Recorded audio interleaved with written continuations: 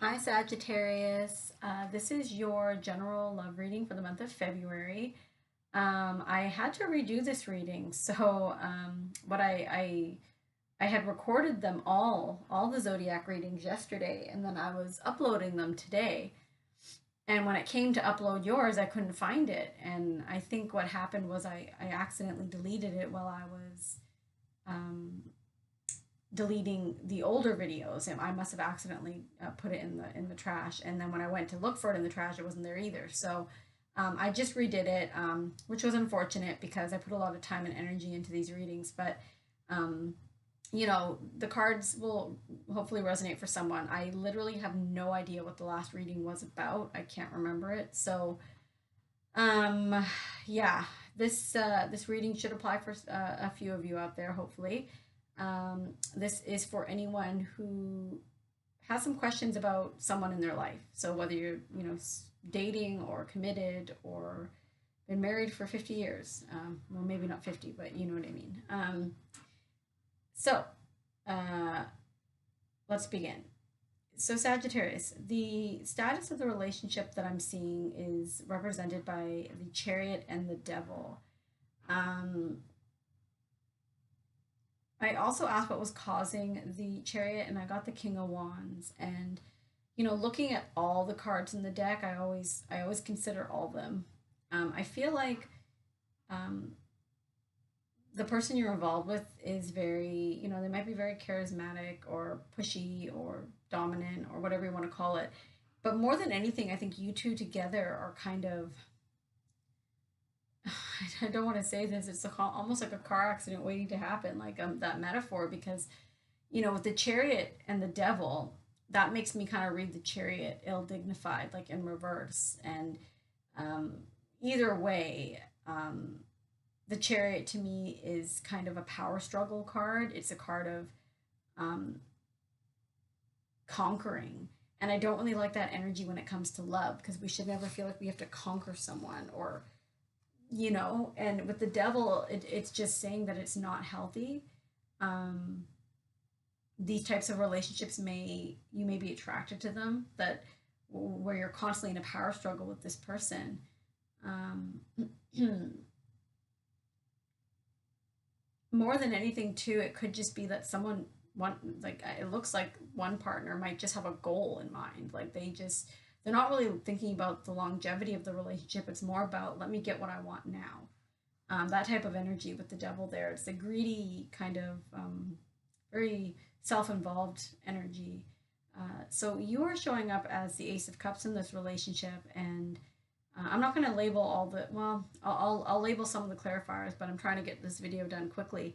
And your partner's showing up as a Page of Swords. So these are very, very different energies. I feel like the Ace of Cups for you is just representing like emotions.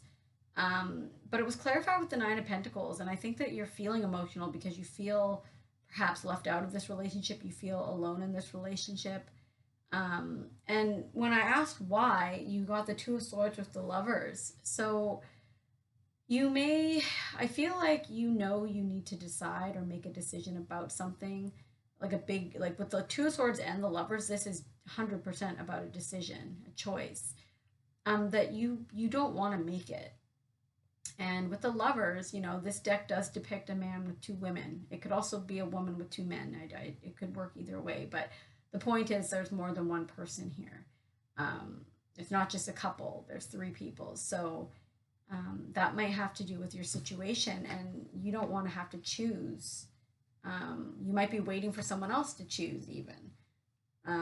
But your partner, they're represented by all swords. So the Page of Swords was clarified with the Five of Swords, and I asked why, and I got the Seven of Swords. So I feel like if the Page of Swords is representing your partner, this is a very clever and a cute person, but I feel like they're emotionally unavailable, unreachable at the least, and just kind of aloof, and just on a way different energy frequency than you are. But with the Five of Swords, I don't like it. It's kind of like this person is constantly on the defensive. Like, I don't know if this person takes things the wrong way, or is always like, when I look at the chariot representing your relationship, it's like this person is always like ready to fight a battle. It's like, I think that they might be very defensive.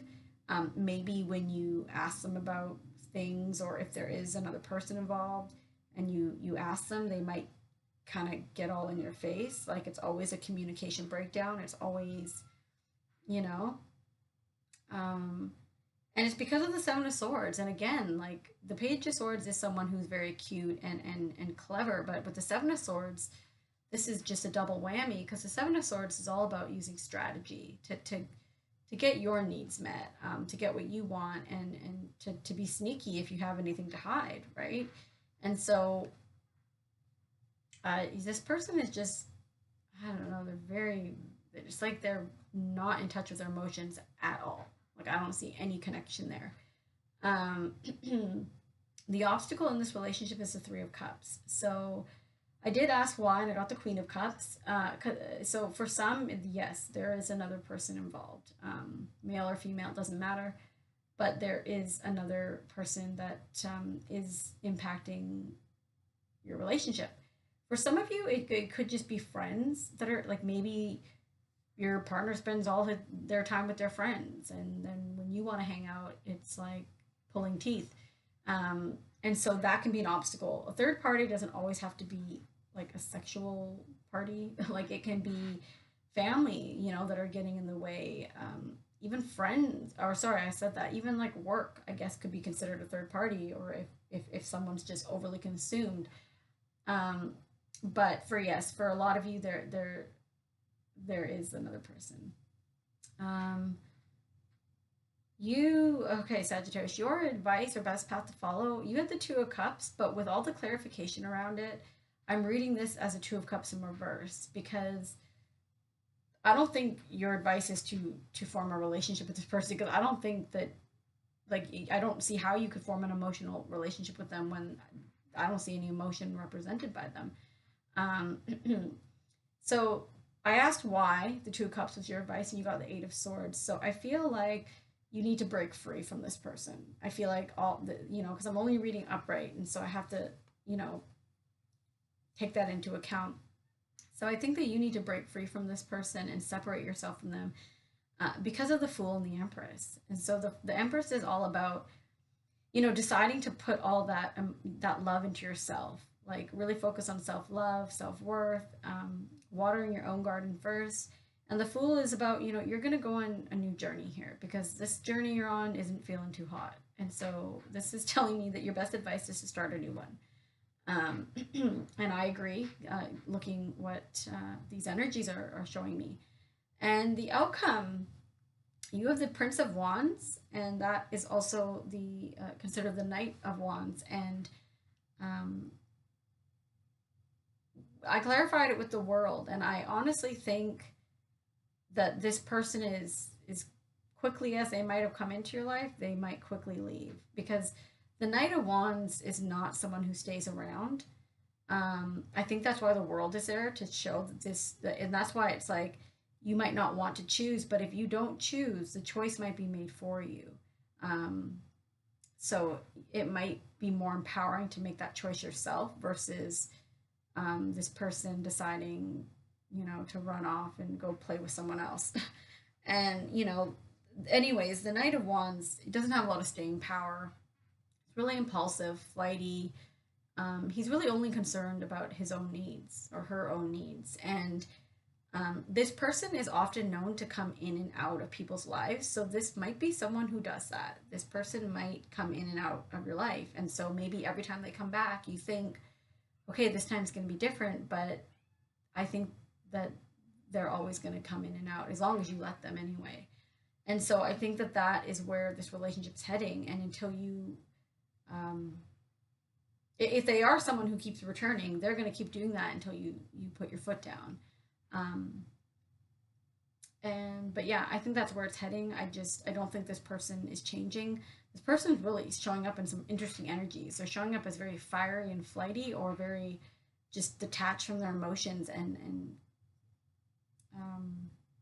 sneaky, and very, yeah, clever. They're interesting, that's for sure. So I don't know who this is going to resonate with.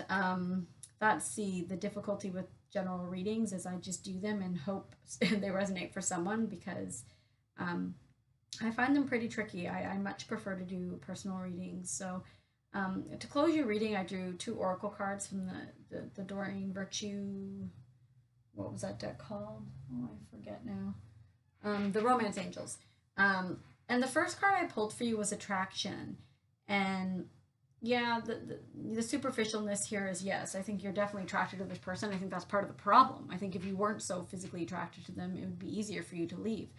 Um, but this card is also about just learning how to enjoy the small things, like stopping and smelling the roses and just enjoying life because maybe this person has consumed you so much with this devil energy that you've kind of forgotten to slow down and just soak in all the attraction everywhere else, right? Um, and I like that card too because it's also a reminder to shift our vibrational energies, right? We are constantly co creating, and if our thoughts are negative and we're constantly thinking these negative frequencies, we're not going to attract anything and positive into our lives, not to the degree we want, anyways. So that was one message. And so I thought I'd draw another one just because a lot of people aren't into that whole law of attraction thing, and that's fine. And you got to pay attention to the red flags. So, the signs are cautioning you. And, you know, I think that, I think if there is someone else involved, like this reading won't be a shocker to you.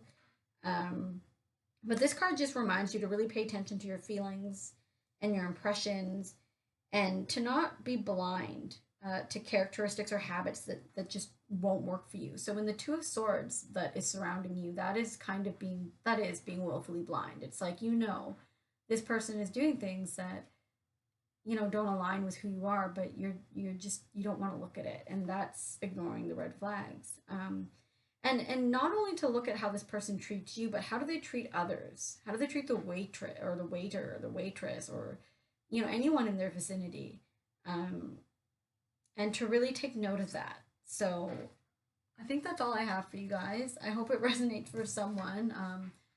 I'm really sorry that your first reading got lost. I'll try not to do that anymore. But yes, if this resonated, please feel free to email me with questions or comments, or you can head over to my website if you're interested in a personal reading. So thank you for listening.